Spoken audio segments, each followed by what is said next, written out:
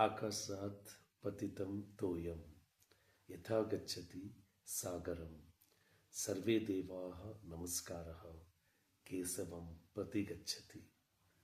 आकाशात् पतितं तोयं यथा गच्छति सागरं सर्वे देवाः नमस्कारः केशवं प्रति गच्छति.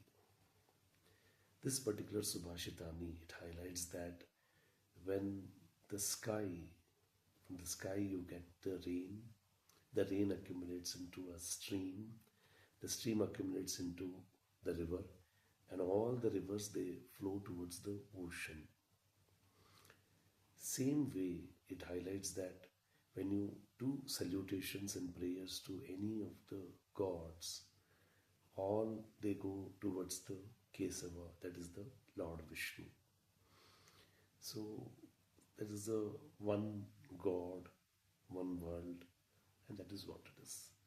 So, to whomever you pray, it goes to the one God, one spiritual world, one Paramatma.